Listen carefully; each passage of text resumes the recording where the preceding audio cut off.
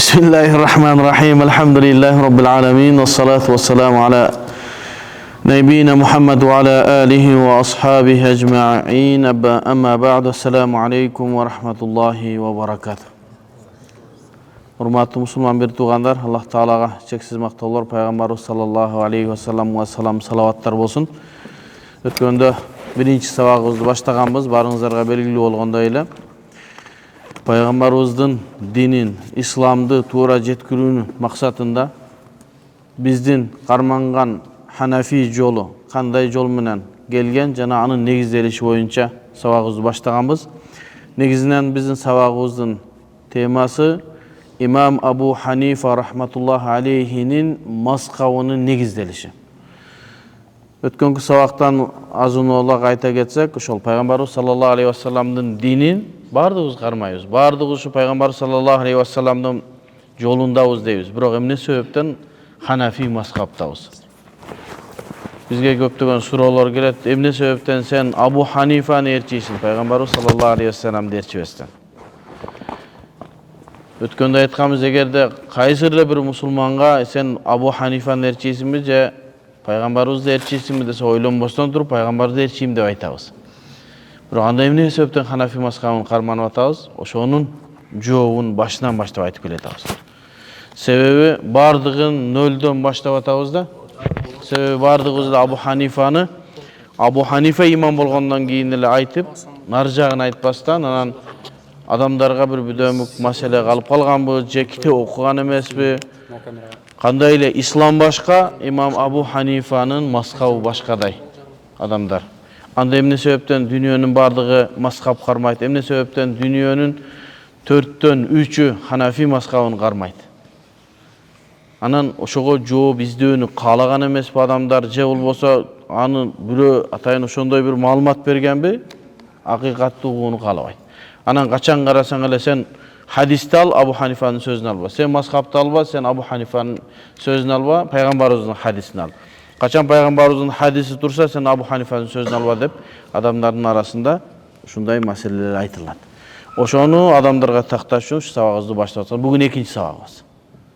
Өткөндө Пайгамбарыбыздын Меккедеги жана Мединадагы өкүмдөрдүн түшүүнүн абалдары боюнча сүйлөшкөн элек. Бүгүн ошондо Пайгамбарыбыз саллаллаху алейхи ва салламдын доорунун артыкчылыктары боюнча сүйлөшүп, биринчи артыкчылыгы ошол мезгилде Пайгамбарыбыздын заманындагы биринчи артыкчылык шарият өкүмдөрү вахидан алынат деген боюнча сүйлөгөнбүз. Бүгүн эми экинчи артыкчылык, Пайгамбарыбыз саллаллаху алейхи ва салламдын заманынын экинчи артыкчылыгы ат-тадарруджу фит-ташри'. Шариятта этап менен бизге шарият болгондугу. Себеби шарият өкүмдөрү дуфатан вахида, бир тараптуу дароо эле ислам түшүп калган эмес. Балки ислам 23 жылда акырындан түшүп, адамдарга шарият өкүмү түшүрүлгөн. Ар бир убакыттарда, ар бир окуяга байланыштуу, ар бир маселеге, суроого байланыштуу шарият өкүмдөрү Пайгамбарыбыз саллаллаху алейхи ва салламга түшүп турган. Хада тадарруж фит-ташри' яуду ли раф'ил харaj анил муслимин.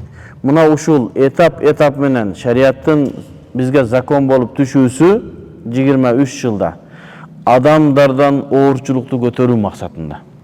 Эгерде дароо эле Аллах Тааладан закон түшүп эле муну аткаргыла десе, мүмкүн адамдар дароо аткарышы мүмкүн эмес эле.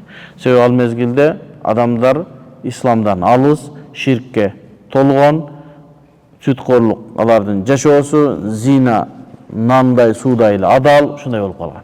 Эми ошол коомго дароо эле бир эле шарият түшүп туруп эле, болду силер бүгүндөн баштап арак ичпейсиңер, эртеңден баштап зина кылбайсыңар, сүткөрлүк кылбайсыңар, жашайсыңар десе, адамдарга мүмкүн оор келет эле дагы исламды кабыл кылуу оор. Ошон үчүн биринчи түшкөндө ат-тадарруж, этап менен шарият бизге түшкөн. Эмне себептен аларга ошондой бирден ошо Мекке мушриктерине же болбосо бүтүн адам затына шарият бирден түшүнгөн эмес, себеби алар капырлыкта өтө жакын болчу, бардыгы капыр болчу да. Эгерде шарият дароо түшкөн болсо, анын бардыгын кабыл алуусу кыйын болот эле. Amma ba'da hadal ahd faqad asbaha al-islam azizan wa qawiyan. Andan keyin bizdin zamanımızda olsun, Peygamberimiz ötkөндөн keyin İslam толукталынды. İslam ötkөндө aytkanбыз: "Al-yawma akmaltu lakum dinakum wa atmamtu alaykum ni'mati wa raditu lakum al-islam dina" dep İslam толукталынган. Эми андан кийин biz кайра İslamдын ошол этап-этабына карабайбыз. Себеби İslam толук бойдон түштү бизге. Бирөө айтышы мүмкүн да, азыр мына адамдар İslamдан алыс болуп атат, аракты бир аз иче бер. Намазга барганыңда ичпе, башка мезгилде иче бер деп, арактын арам болуусундай кылып, не кылып, аз-аздан кылбайбыз. Эми азыр кесе айтабыз. Болду, шарият толук бойдон түштү. Эми силер шариятта эмне арам болсо ошондон токтойсуңар, адал болсо ошону аткарасыңар. Бул биринчи артыкчылык. Экинчиси tadarruj fi ahkam ba'd at-tashri'at kal-khamr. Mesela ошол арактын эле мисал катары арам болуусун пайгамбарыбыздын дооруна карай турган болсок, биринчи келип адамдар пайгамбарыбыз саллаллаху алейхи вассаламдан сурады. Арактын өкүмү кандай? Себеби аракты кадимгидей жашоосунда ичкен. Ошон үчүн биринчи Бакара сүрөсүндө 219-аятта эмне? Ясалунака анил хамр вал майсир قل فيهما إثم كبير ومنافع للناس وإثمهما أكبر من نفعهما деген биринчи аят түштү. Ал деген нерсе ясалунака анил хамр. Адамдар келип сенден арак маселесин сурашат, вал майсир жана кумар жаман маселе жөнүндө сурашат. Кул фихима исмун кабир. Сен айткын, бул экөөндө чоң күнөө бар. Адамдарга пайдасы дагы бар, бирок күнөөсү алардын пайдасынан көбүрөөк деген биринчи аят түштү. Адамдар арактын зыяндуулук жагы бар экен, пайда да жагы бар экен деп, пайда жагын колдонуп, пайда жагы кандай? Сатсаң акча болот, бизнес, ошентип бул Бакарада сүрөсүндөгү 219-аят түшкөндө адамдар аракты каалаган ичип, каалаган таштап, арак арам болбостон эле ушинтип уланып келе берген. Себеби адамдарга пайдасы бар деген нерсе, биринчи адамдарга бир аз Аллах Таала өкүмдү жеңилдетип ошондой деди. Андан кийин намазда арак ичүү арам кылынды. Сумма an-nahyu an qurbanil as-salatu fi halati sukr thaniyan. Андан экинчиси намазда арак ичүүнү тыюу салды. Ал Nisa сүрөсүнүн 43-аятында эмне деди? Я ayyuhallazina amanu la taqrabus salata wa antum sukara hatta ta'lamu ma taqulun. Бул риваятта ушул аяттын түшүү себебинде бир адам имамчылыкка чыгат. Имамчылыкка чыккандан кийин мас аракты ичип алып имамчылыкка чыгат. Себеби арак али арам болгон эмес да, мусулмандар. Анан имамчылыкка чыгып туруп Кафирун сүрөсүндөгү ла а'буду ма ta'budun деген аятты ла а'буду ма ta'budun. Силер ибадат кылган нерсеге мен ибадат кылбаймын деген аятты ла деген сөзүн түшүрүп а'буду ма ta'budun деп окуйт. Мас. Ал деген нерсе Мекке күчүрүктө силер ибадат кылган нерселерге мен да ибадат кылам деген мааничи бар.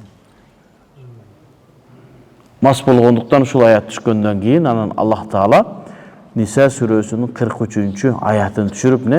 Я ayyuhallazina amanu. Ey иман келтиргендер. Өзү иман келтиргендерге кайрылып атат. Я ayyuhan nas деген жок. Ey адамдар деген жок. Ей иман келтиргендер деди. Себеби ошол мезгилде иман келтиргендердер аракты кадимгидей ичип жүргөн. Ошого я ayyuhallazina amanu la taqrabus salata. Намазга жолобогула wa antum sukara силер маса балыңарда. Массыңарбы намазга солуккандан кийин окугула деген сөз. Андан кийин бул экинчи аят намаз мезгилинде арак ичүү гана арам болду. Калган мезгилде арам болгон жок.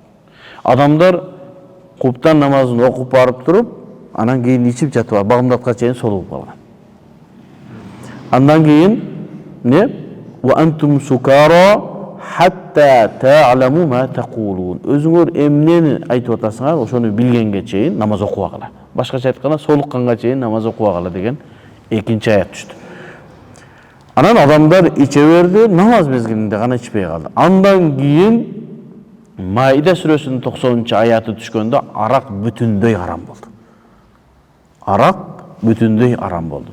Буга дагы эки уруунун ортосундагы мас болуп алып бири-бири менен урушуп, баягы баштарын жарып бири-бири өлтүргөндөн кийин анан ушу Маида сүресинин 90 аяты түшүп не? Я айюаллазина аману иннамал хамру вал майсиру вал ансабу вал азламу риджсун мин амали шайтан фажтанибуху лааллакум туфлихун деген ушул аят. Эй иман келтиргендер, хамр вал майсир эми бизге маселе өзү арак болгондуктан иннамал хамр арак жана башка эсептелгендер риджсун мин амали шайтан, нажас шайтандын иштеринен деди.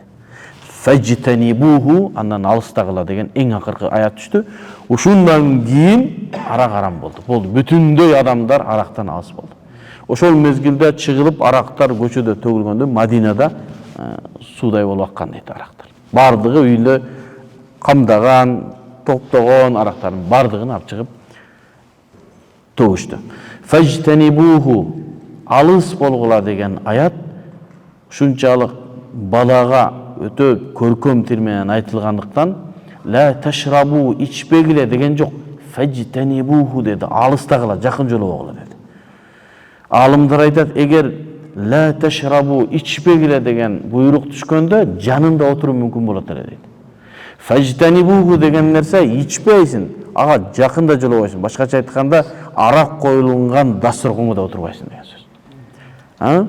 Фажтанибуху лааллакум туфлихун. Силер ушу ийгиликке жетерсиңер деди. Мына ушуну менен арак бүтүндөй арам болду. Бул мисалды эмне себептен айттык?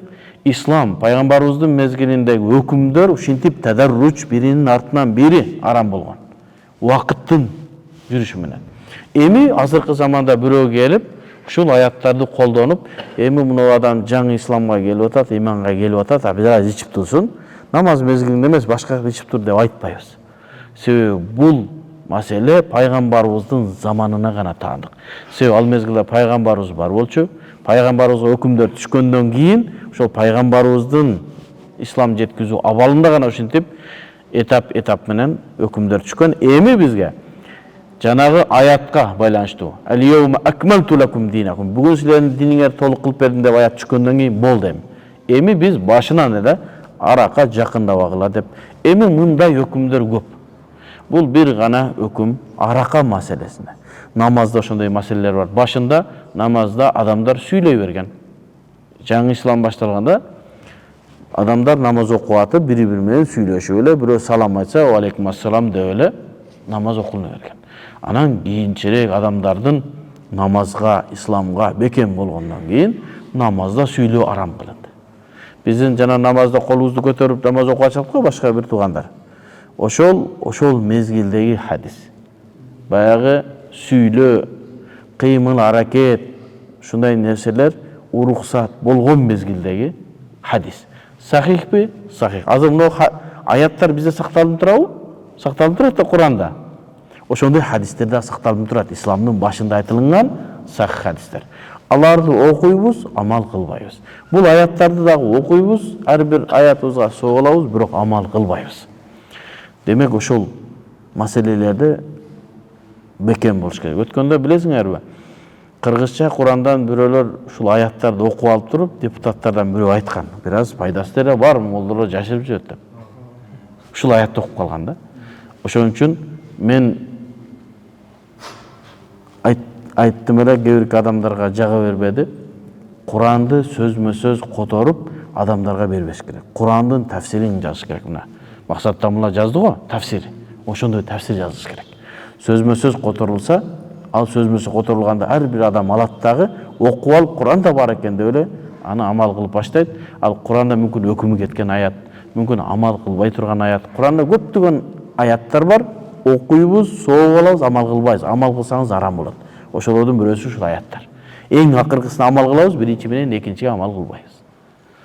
Себеби пайгамбарыбыздын мезгилиндеги өкүмдөрдүн түшүшү ушундай тадарруч этап менен болгон.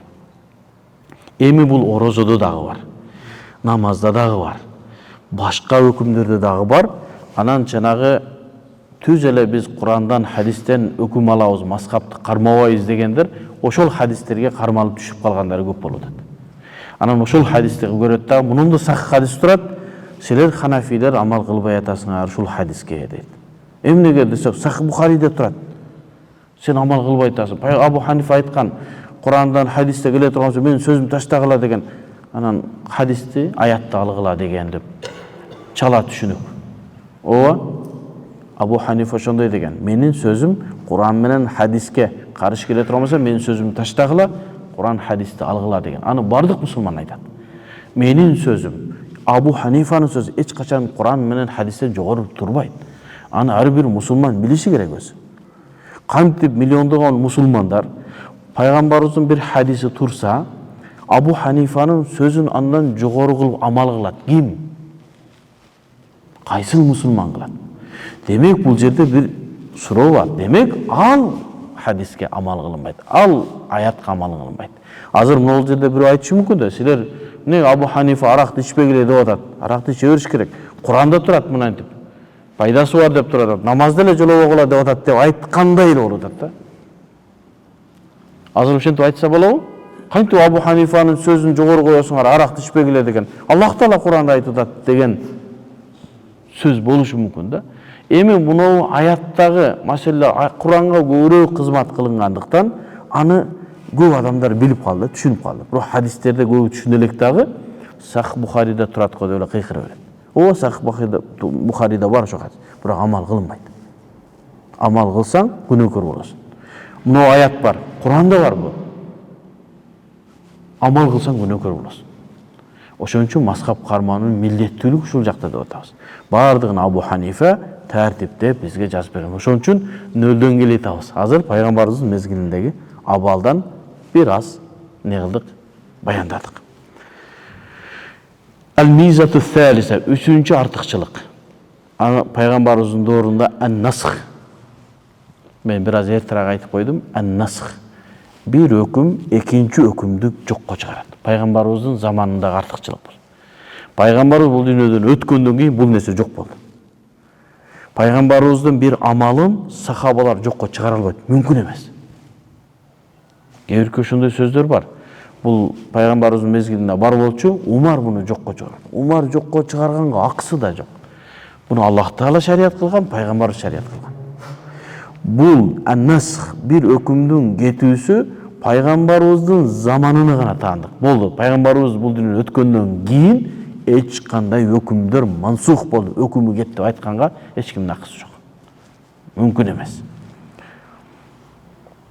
Себеби насх деген нерсе бир өкүм келет, андан кийин кечигибирээк башка өкүм келет дагы биринчи өкүмдү жокко чыгарат. Анын себебин айттык, ал мезгилдеги адамдар капырлыкка, динсиздикке жакын болгондуктан акырын-акырындан адамдарды көндүрүп, Аллах Тааланын хикматы ушундай кылып берген. Эми бир өкүм келет, ал өкүм бир канча убакытка чейин амал кылынат дагы башка өкүм келгенден кийин анын өкүмү жокко чыгарат. Буга бир мисал катары айта турган болсок, Ашура күнүндөгү Ашура 10-унда, кээде биз 9 менен 10-ун кармайбыз, 10 менен 11-ин орозо кармайбыз го. Мухаррам айынын 10-унда. Ушул орозо азыр бизде өкүм эмне? Кармаштын? Мустахаб. Мустахаб. А башында парыз болгон ал. Ар бир адамдын ошол күнү орозо кармашы милдеттүү болгон. Качан гана кийинчерээк, ал эмне? Бир күн, 2 күн эле орозо кармаганга буйруп баштаганда биринчичи. Адамдарды бир аз көндүрүп. Силерге парыз ошол Мухаррам айынын 10-унда 9 менен 10 же 10 менен 11. Себеби ошол мезгилде яһудилер орозо кармайт болчу. Ошол орозону ошолорго окшоп калбаш үчүн бир күн алдын же бир күн кошуп кармагыла деген пайгамбарыбыздын хадиси бар. Пайгамбарыбыз Мадинага барганда адамдардын Ашура күнү орозо кармап аткандын көрүп, эмне орозо кармап атасыңар дегенде, бул күнү Аллах Таала Муса алейхиссаламды Фираундун азабынан куткарган күн. Ошого биз Аллах Таалага шүгүр кылып, ушул күнү орозо кармайбыз дегенде, нахну ахакку минкум. Биз Муса алейхиссаламга, ал менин досум, менин коллегам, силерге караганда биз акылуураакпыз. Муса алейхиссаламга. Силер Мусанын динин жакко чыгаргансыңар, бузгансыңар, өзүлөрү каалагандай кылып Тооратты жазган. Biz силерге караганда пайгамбарыбыз Мусага акылууракпыз деп мусулмандарга ошол күнү орозо кармаш парыз болгон. Кийин Рамазан айы парыз болгондон кийин ал фарыздыктан мустахабтыкка түшүп калды. Эми бирөө келип айтпайт. Эй, Ашура күнү орозо кармаш парыз деп эч ким айтпайт. Себеби өкүмү кетти анын. Эми кээ биркини билет, макул дейт. Кээ биркини билбейт дагы, адамдар менен талаша берет. Эми ушул эле маселе намазда кол көтөрүү. Намазда кол көтөрүү, рукуга барганда, саждага барганда биздин Ханафи мазхабтын пикиринде өкүмү кеткен. Исламдын башында болгон. Аны дагы далилдеп беребиз кийинчерээк. Азыр ушундай түшүнүп кое бергиле. Өкүмү кеткен экен. Кантип өкүмү кеткендигин бир аздан кийин силердин пикириңер маалыматка толуп, тоюп деп кабыл алып баштаганда анан кийин айтабыз кийинкисинчи. Себеби дароо берип салса, диетада жүргөн адамга сразу 5 бармакты берип, чучук менен жылкынын этин берсең, өлү ашказан иштебей калат.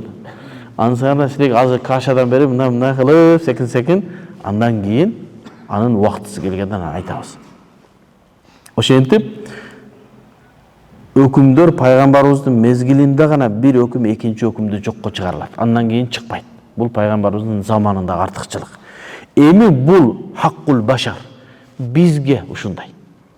Бир өкүмгө амал кылганбыз, бир мезгилге келгенден кийин анын өкүмү башка өкүм жокко чыгарды. Ал эми Аллах Тааланын пикиринде эмне себептен деген суроо болушу мүмкүн да. Аллах Таала мындай кыл деп туруп, анан кийин экинчи кылып атат. Сразу эле кылып койбойбу десе, жанагы жооп. Себеби адамдар тарбиялаш керек. Экинчиси Аллах Тааланын акысында биз ушинтип түшүнгөнүбүз туура болот. Аллах Таала ушундан ушул вакытка чейин ушуну шарият кылды, вакыты бүткөндөн кийин башка өкүм берди. Ал вакыттуу өкүм болчу, ушундан ушуга чейин. Болду. Эми мындан буягына башка өкүм. Ашура күнү орозо кармоо ушул мезгилге чейин парыз болчу, эми өкүмү кетип мустахабтыкка түшүп калды. Эми Рамазан айынын орозосун кармоо парыз болду. Мына ушундай. Ошого Аллах Таала Куранда бизге айтат. Бул насх, бир өкүмдүн кетип башка өкүмдүн келүүсү менин, же Абу Ханифанын, же сиздин, же башка бирөөнүн ою эмес. Бул Аллах Тааланын каалоосу. Аллах Таала Бакара сүрөсүнүн 106 аятында эмне дейт? Ма нансах мин аятин ау нунсиха нати би хайрин минха ау мислиха. Ма нансах мин аятин, бир аятты өкүмүн кетире турган болсок, нати би хайрин минха, андан жакшырагын силерге беребиз. Бир өкүм кеттиби, андан жакшыраак башка өкүм беребиз деген Аллах Тааланын өкүмү түштү. Негизи улумул Куранда насх, мансух, бир аяттын өкүмү кетип жана өкүмү башка өкүм келүүсүндө ар кандай этаптар бар. Кээ биркиси бар, бир өкүмдөн жакшыраак өкүм келет.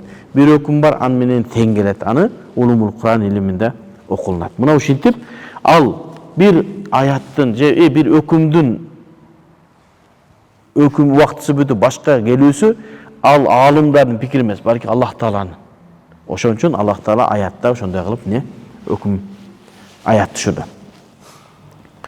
Эми ушул нерсе дагы баса белгилеп айтабыз. Ва хадан насху ла якуну илля фи ахдин наби. Бул пайгамбарыбыздын заманында гана ушундай болот, башка мезгилде болбойт. Лианнаху яхтажу иля вахи. Себеби бир өкүмүн кетириш үчүн өзүнө окшогон күчтүү вахи керек. Пайгамбарыбыз саллаллаху алейхи вассалам бул дүйнөдөн өткөндөн кийин вахи жок да. Ошого болду. Пайгамбарыбыз өткөндөн кийин өкүмдөр антип өзгөрүүсү мүмкүн эмес. Анан дагы Аллах Таала бул мен динди толук кылдым деген аяты дагы бизге чоң далил болот. Вала вахя ба'да вафати саллаллаху алейхи вассалам. Пайгамбарыбыз өлгөндөн кийин вахи жок болду. Ал-мизатур рабиа. Пайгамбарыбыздын заманындагы 4-чү артыкчылык амру шари' би тaqlidil mujtahidin. Өтө сонун темага келдик.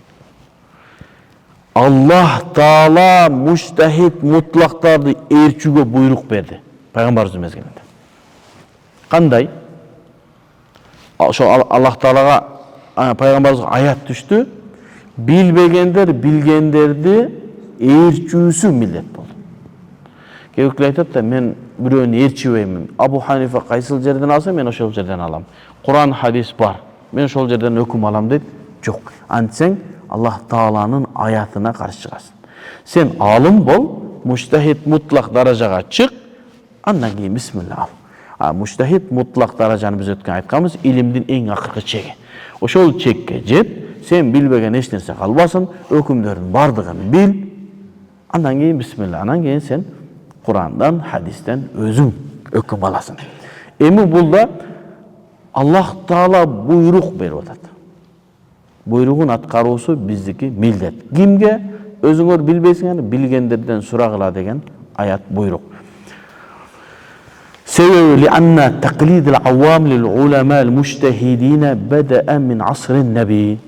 Эми авам, жөнөкөй, карапайым адамдар алымдарды, ал алымдарды муштахид мутлак алымдар, жөнөкөй алымдарды ээрчибейбиз.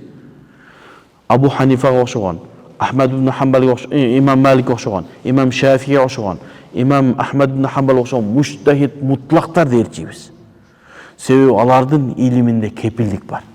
Менен башка мындай майда чүйдө устаздардын кепилдик жок. Бүгүн айтсаң, эртең бир нерсени билбей калып кайтып кет. Ал муштахид мутлактар бир сөз сүйлөсө бардыгын карап, талдап туруп андан кийин маселе кылат. Ошон үчүн муштахид алымдарды ээрчүү пайгамбарыбыздын мезгилинде эле баштаган тaqlid.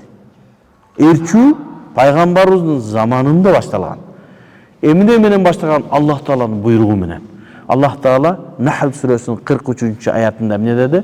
Фасалу ахла зикри ин кунтум ла та'ламун. Эми фасалу сурагыла ахла зикр, зикир ээлеринен, илим ээлеринен дейт. Алымдар зикир ээлери кимдер десе муштахид мутлактар.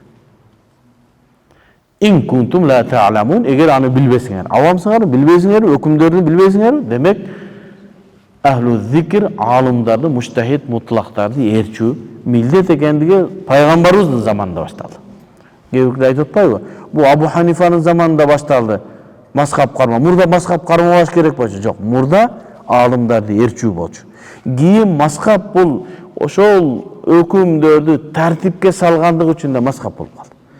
Пайгамбарыбыз саллаллаху алейхи ва салламдын заманынан баштап Абу Ханифанын заманына чейин өкүмдөр суроо жооп болгон. Пайгамбарыбыздан бирөөлөр келип маселени сураган, пайгамбарыбыз жооп берген. Пайгамбарыбыз өтүп кеткенден кийин адамдар келип сахабалардан сураган, сахабалардын бардыгы жооп бергенби? Жок. Сахабалардын алымдары болгон, муштахид мутлактар. Ошолор жооп берген. Азыр келебиз. Андан кийин табииндерден, табииндерден сураган. Абу Ханифанын заманына келгенде Абу Ханифа айтты, токто dedi. Суроо жооп кыла бербей эми бул илимди негизделик. Эрежеге салалы, эреженин негизинде адамдар илим алсын дагы, ар бир нерсени алымдардан сурабастан илим алуунун жолун үйрөтөлү dedi. Мурда ошондой болчу да. Байпакка мас тартсам эмне болот? Сен болбойт деп жооп берет.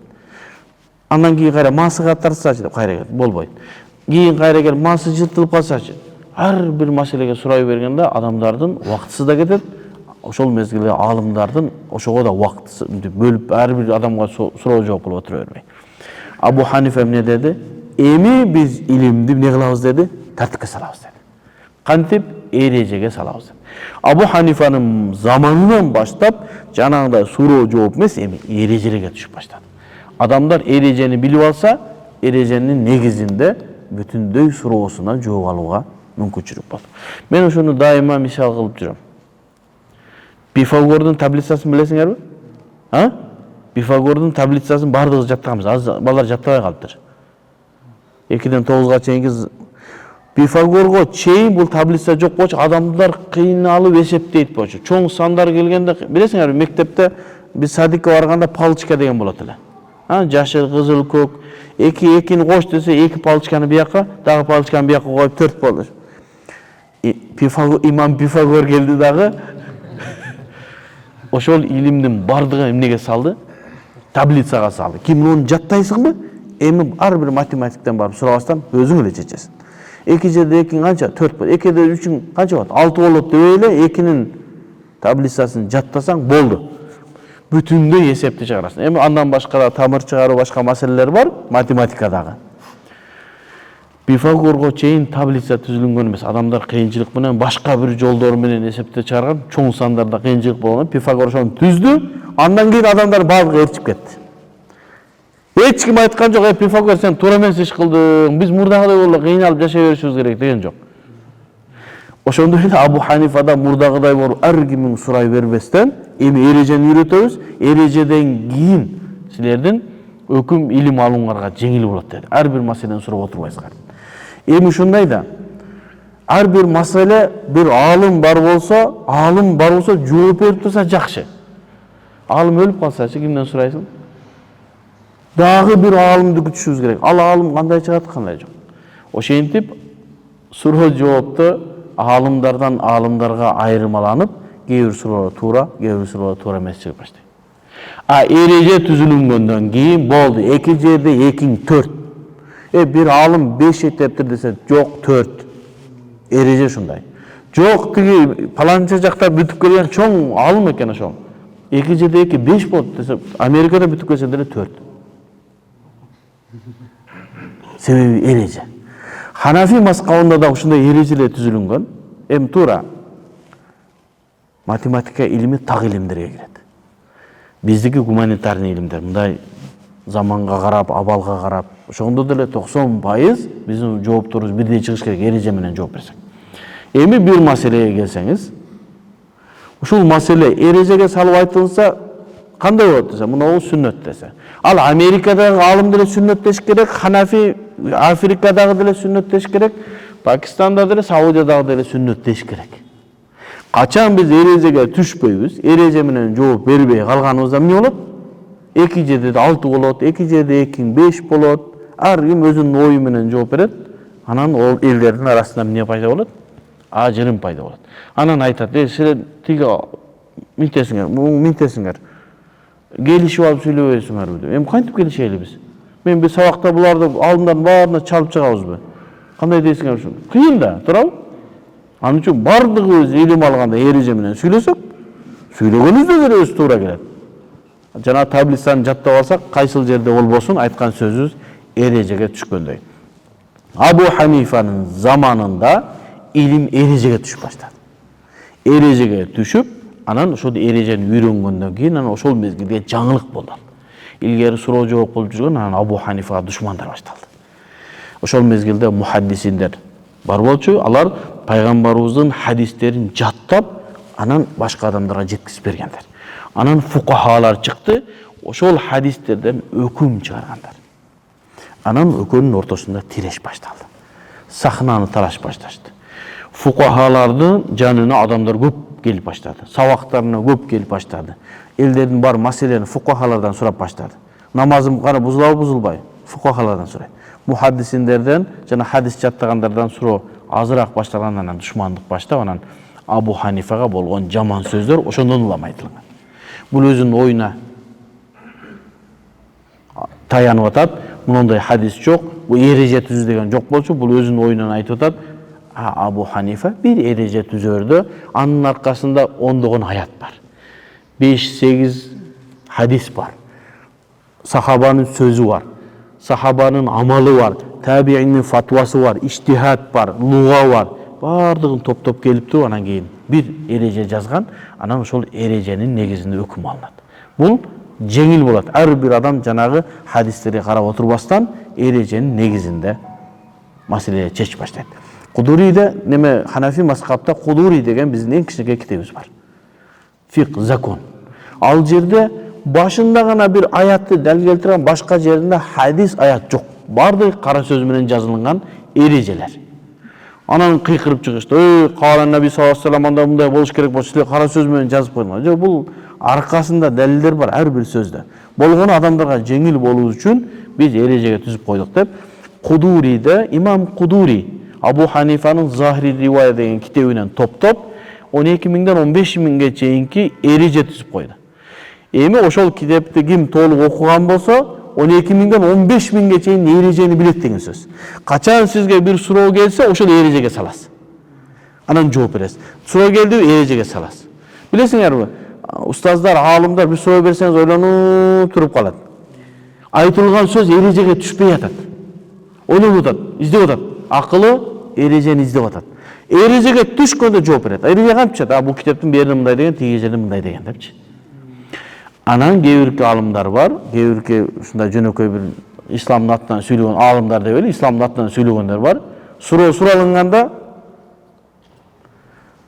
эрежелерди жакшы окуган эмес, китеп окуган эмес, жалпы исламдагы эрежелерди билет да мынтип ойлонуп сурагандардын арасында мен билбей калды деген болбосун деп туруп, өзүнүн ою менен айтат. Анан дагы бирөө дагы ою менен айтат. Анан бирөө эреже менен айтат. 3. Bir маселеде 3 сөз болуп калды. Анан кийин бизге карапайым адамдар айтты, силер кеңешип алып туруп айтпайсыңарбы? Бирөөң важип дейсиң, бирөөң сүннет дейсиң, бирөөң мубах дейсиң. Ошолордун бирөөсү точно эреже менен айткан, калганда акыл менен айткан. Эмесе үчөө тең эреже менен айтканда бир чыгат болчу. Ошол проблемадан улам адамдардын арасында кичине көйгөй болуп атат. Биз бул сабактардын жүрүшүндө ошолордун бардыгын чечкенге аракет кылабыз. Чечкенге аракет кылабыз. Wal ijtihaduhum la yakunu illa fima la nassa fihi. Эми Пайгамбар саллаллаху алейхи вассалам ошол мезгилде жанагы алымдарды ээрчүүгө буйрук келгенден кийин адамдар келип пайгамбарыбыздан сурашкан. Эгерде пайгамбарыбызда далил болсо, пайгамбар Курандан жооп берет. Жок болсо, кээде вахиди күтөт эле, кээде дароо жооп берет. Өзү иштихад кылып жооп берет. Эгер пайгамбарыбыздын иштихады туура эмес болуп калса, дароо аят түшүп аны оңдойт болчу. Ошентип отуруп, анан баягы ислам толукталынып, пайгамбарыбыз өзүнүн сахабаларын дайындап, анан эмне болду? Алымдар өсүп чыкты. Ошого иштихадухум. Bir misal, өткөнкү Муаз ибн Жабал радиаллаху анхуну Йеменге жөнөткөн айтып бердикпи?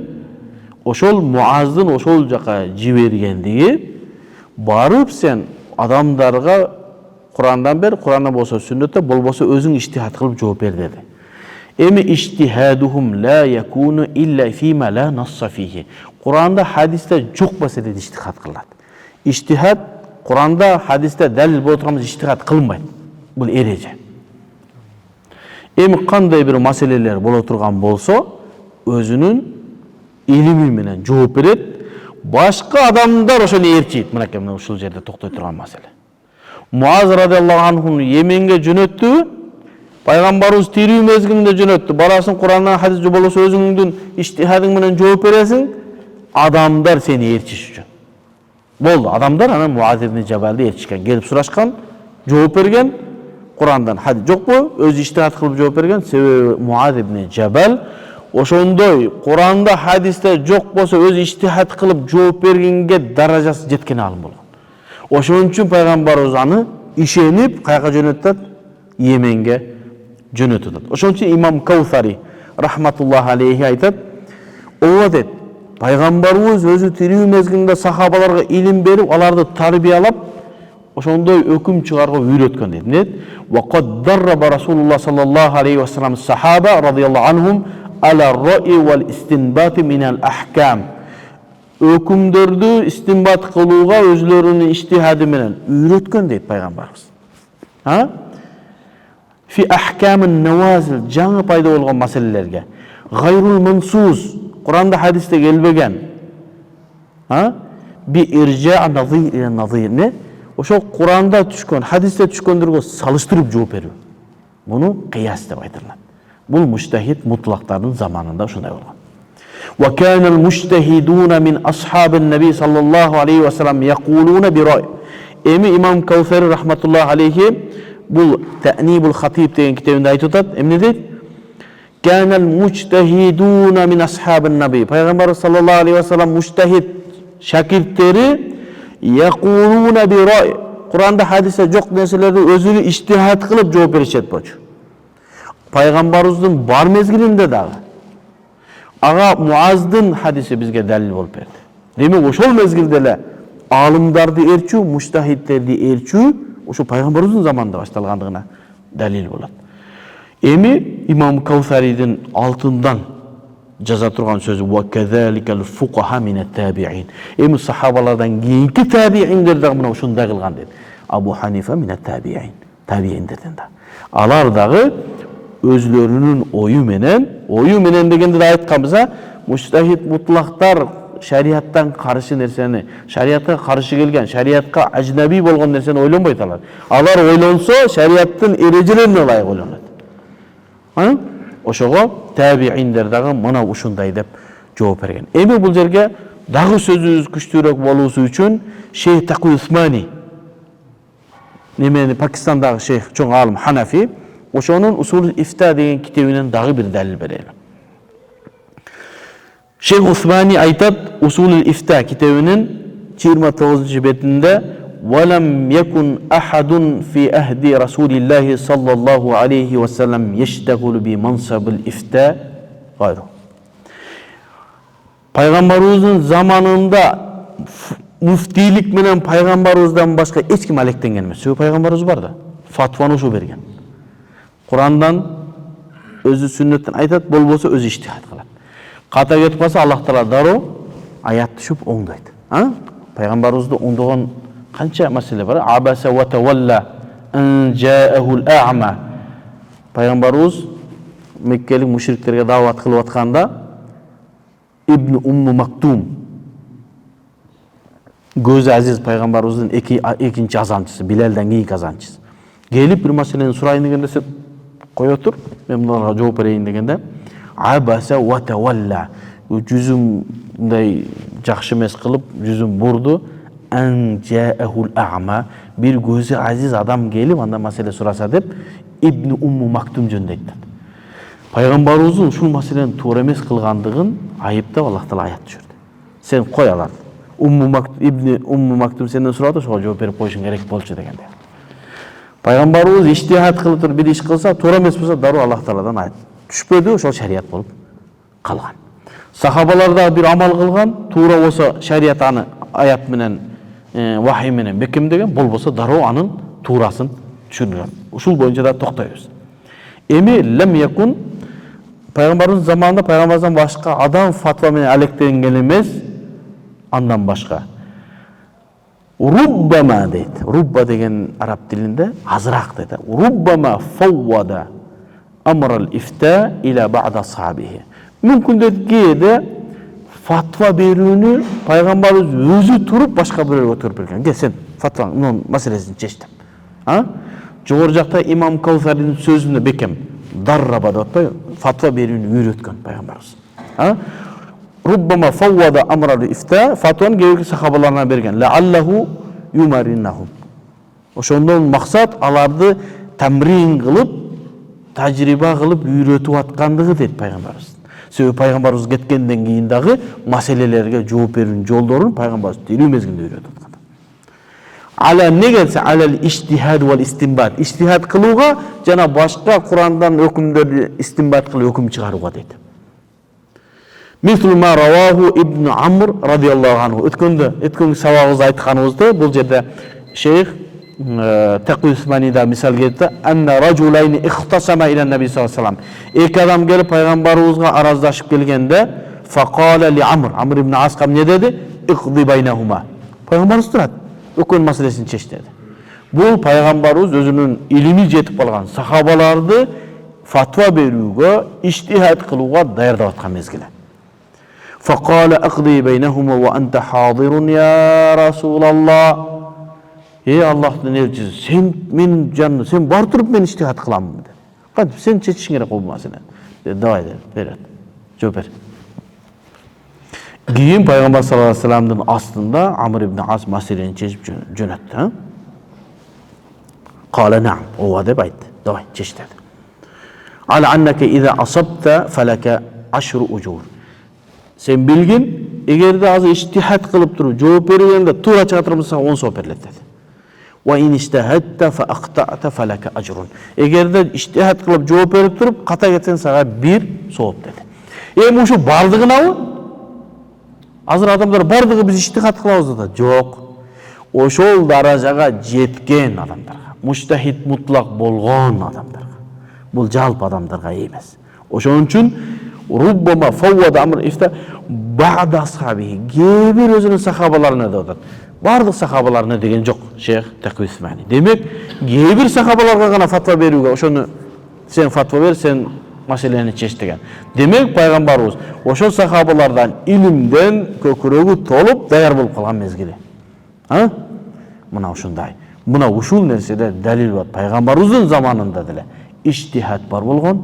Пайгамбарыбыздын заманында дагы алымдарды ээрчүү бар болгон. Азыр эч кимди ээрчөбөйбүз, ар ким өзү Кур'ан хадистен алсын деген сөздүн түгү көңгөй экендиги, катыраак депсең көчүп. Пайгамбарыбыздын заманында ушундай болгон, Ва кадалика ба'ат Расулуллах саллаллаху алейхи ва саллям. Ошондой эле пайгамбар саллаллаху алейхи ва саллям дагы башка коомдорго өзүнүн сахабаларын жөнөтүп барып маселени чечтиргенин айткан. Эми өтө жанагы мен айттым, ошону бул жерге дагы алымдар баса белгилеп жазып коюптур, ошону да окуп коёду. Валам якун хадал иштихад ликулли сахаба радияллаху анху. Бул нерсе бардыгы эле сахабага уруксат берилген эмес. Ошон үчүн өткөндө айттым. Кур'ан сүннөттөн түз өкүм алуу сахабаларга да насип кылган эмес. Биздикилер Кур'ан сүннөттөн түз өкүм алабыз деп атпайбы? Сен эмес, сахабалар кылган эмес бардыгын. Кээ бир сахабалар гана кылган. Аларды колуңуз менен эсептейсиз. Walakin likibarihim mimman kanu ahlan lahu wa balagha rutbatahu.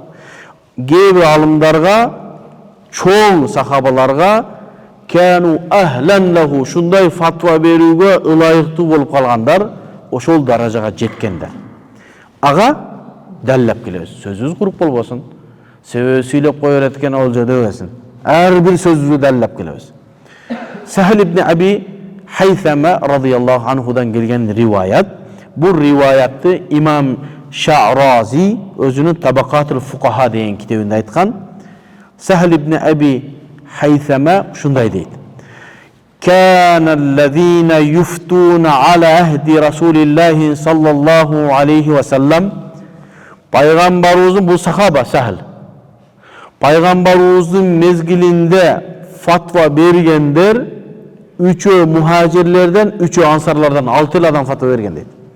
Selâsetun minel muhacirine ve selâsetun minel ansar. 3 adam ansarlardan, 3 adam muhacirlerden, Mekkeliklerden 6 adam fatva bergen deydi. Sahl ibn Abi Haythama. Allah kimdir? Umar ibn Khattab, Osman ibn Affan, ve Ali ibn Abi Talib, Ubey ibn Ka'b, Muaz ibn Cebel, Zeyd ibn Thabit. Başka bir hadislerde daha delil getirir, daha bundan göğrak daha sahabalar aytılır. Emi bu Sahl radıyallahu anh'unun düşünüğünde 6 gana fatva veriyor. Daha başka rivayetler var, daha başka sahabalar da aytır. Al degen nerse Sahl şu 6 ne degen yok. Bilgenini aytdı. 6 onu men bilem dedi. Aşaratul Mubaşşirine degende bilesin ya. 10 sahaba var. Tirүү mezgilinde 5 bilen sүйүнчүлөнгөн. Бардык адамдар 10 дейлүчү, 10дон көп. Бирок элдин арасында 10 ашаратул мубашширина, 10 тирүү кезинде 5 биlen сүйүнчүлөнгөн сахабалар бар дейт. Ал бир хадисте 10 келген. Башка бир хадистер бар, дагы бир сахабалар бар тирүү мезгилинде. Ошол деген ал деген нерсе 10 эле сахаба бар экен деп түшүнүп калбаш керек. Başka sahabalar da var. Tirүү mezgilinde 5 bilen sүйүнчүлөнгөн.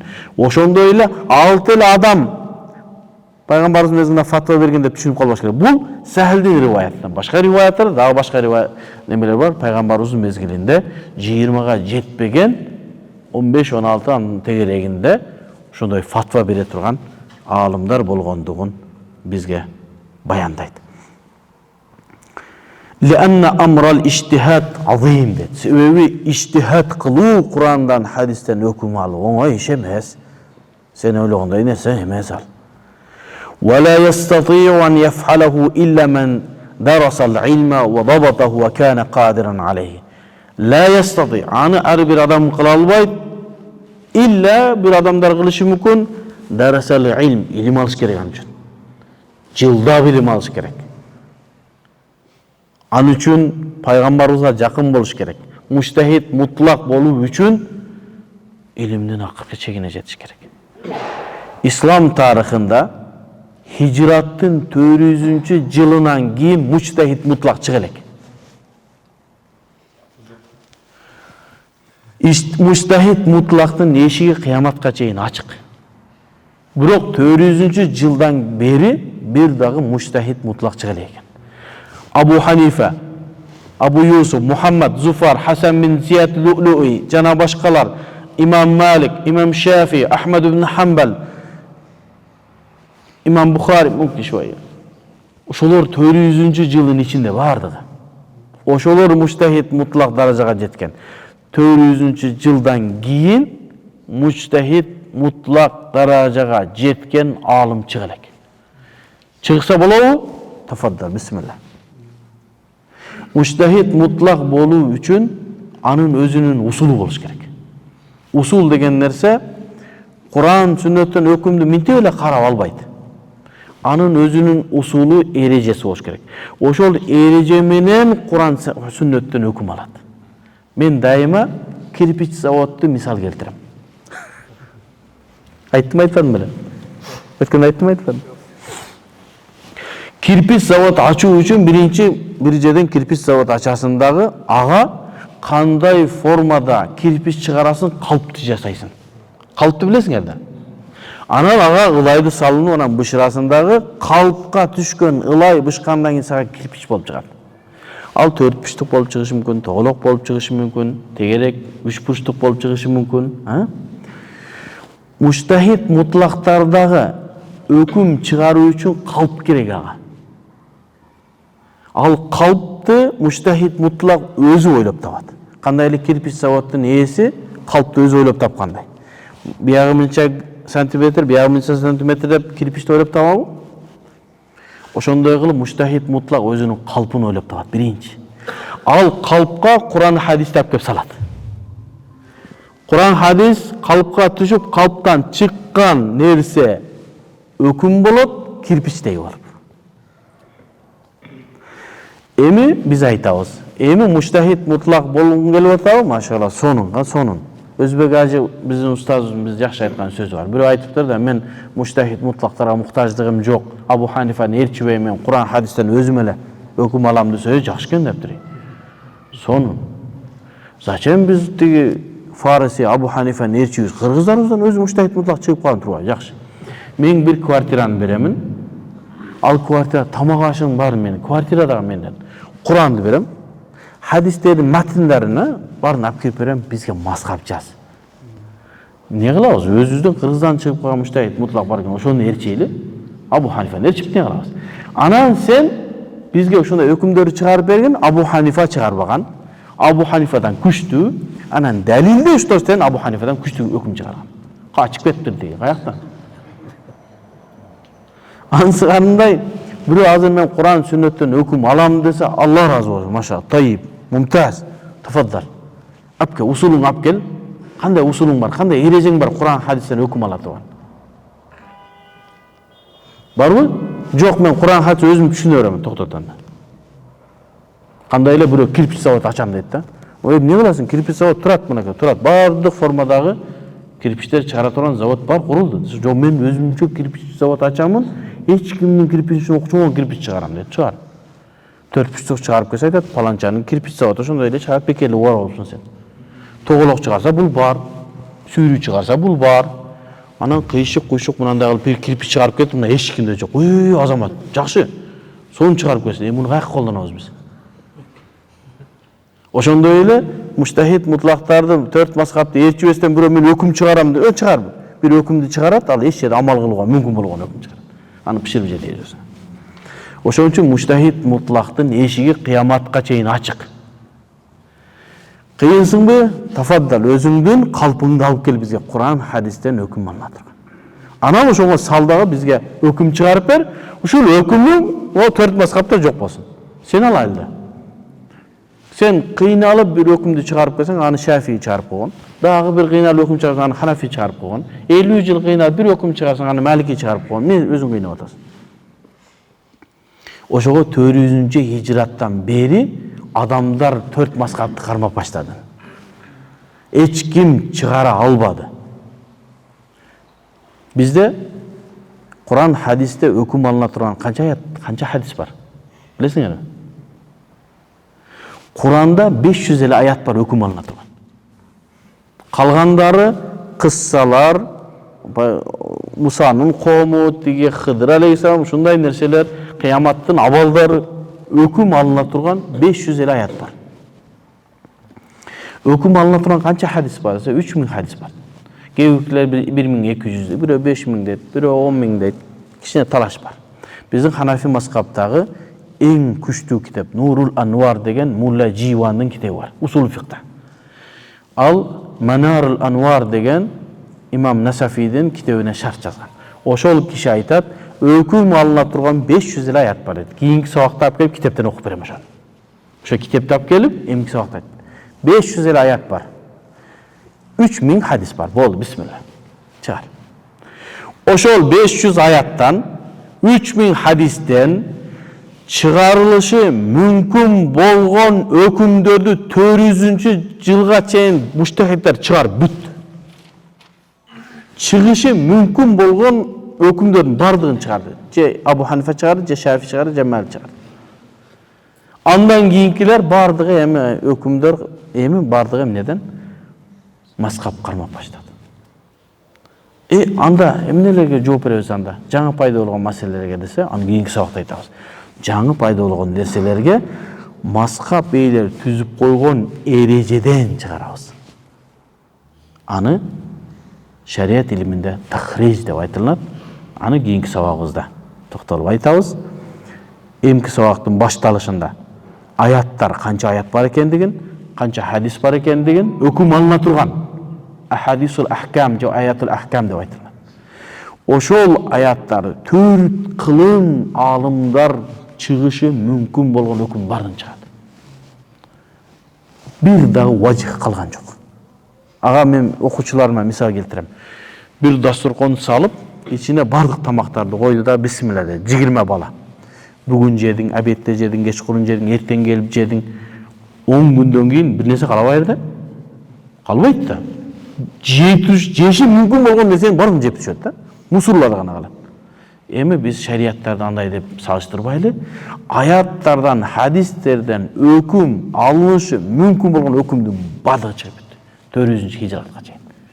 Ошондон кийин адамдар мазхаб кармап баштады. Болду, аны башта отуп, кыйнап, жанагы өзүнчө завод куруп отурбайлы деди. Бардыгы эми даяр заводдордон эле кирпичтерди алып баштады. Акылсыздар башка завод курат да, даяр кирпичти сенден жакшыраак кылып чыгарып койгон болду. Өкүмдөрдү да ошентип чыгарып койгон, же Ханафи бол, же Малики бол, же Шафи бол, же Ахмад ибн Хамбал бол. Анда бирөө айтышы мүмкүн, анда өкүмдөр түгөнгөн болсо, кыяматка чейин ислам кантип жооп берет анда десе, эмки сабагыбызда айтабыз. Ал Абу Ханифалар чыгарып койгон, Имам Малик чыгарып койгон эрежеден башка эрежелерди чыгарабыз, жаңы маселелерге.